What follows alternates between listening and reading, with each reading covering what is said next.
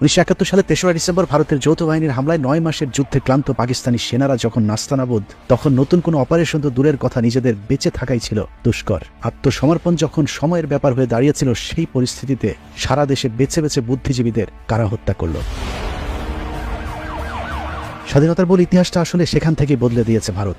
একটু লক্ষ্য করলেই দেখবেন 14ই ডিসেম্বর যারা হত্যাকাণ্ডের শিকার হয়েছিলেন তাদের কেউ মুক্তিযুদ্ধে যায়নি। এদের সকলে পুরো মুক্তিযুদ্ধের 9 মাস পাকিস্তান সরকারের সুযোগ সুবিধা নিয়ে চাকরি করেছে।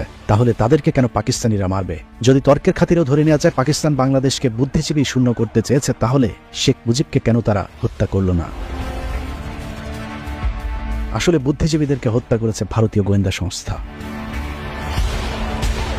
আপনি যদি 14 ডিসেম্বরে নিহত বুদ্ধিজীবীদের তালিকা দেখেন, তাহলেই বুঝে যাবেন আসলে তাদেরকে কারা হত্যা করেছে।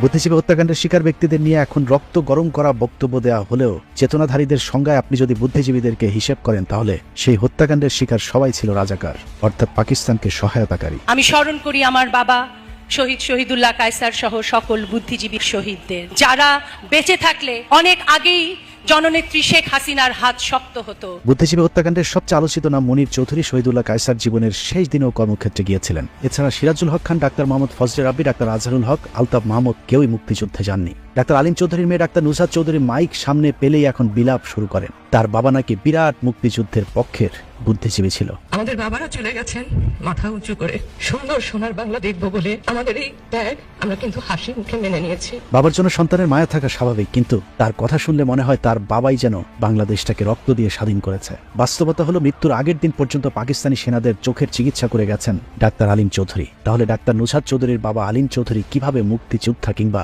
শহীদ বুদ্ধিজীবী হলেন? চেতনাধারীদের সংজ্ঞা অনুযায়ী তিনি একজন রাজাকার ছিলেন। পতাকায় যে লাল অংশটা আছে, ওখানে আমার বাবার একটু রক্ত আছে, সেটা সমগ্র রক্ত দিয়ে ওই পতাকাটা আপনাদেরকে দিয়ে গেছে। আপনি যদি বাংলাদেশের কথিত চেতনাপন্থী বুদ্ধিজীবীদের মধ্যে যারা বেঁচে আছে তাদেরকে দেখেন, এর মধ্যে সবচেয়ে বেশি মুক্তিযুদ্ধের জন্য যিনি গলাবাজি করেন তার নাম মুরগি যোদ্ধা শাহরিয়ার কবির, যার খামার থেকে 71-এর 9 মাস ক্যান্টনমেন্টের পাকিস্তানি সেনাদের মুরগি সাপ্লাই দেওয়া হয়েছিল চুক্তির মাধ্যমে।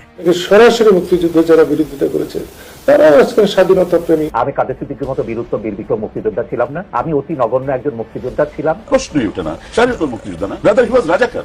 ও তো এখানে মুরগি সাপ্লাই দিছে।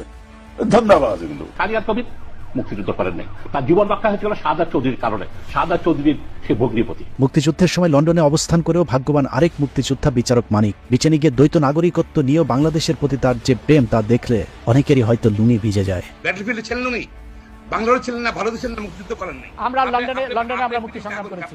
আমরা মুক্তিযোদ্ধা ছিলাম 71 প্রবাসী মুক্তিযোদ্ধা।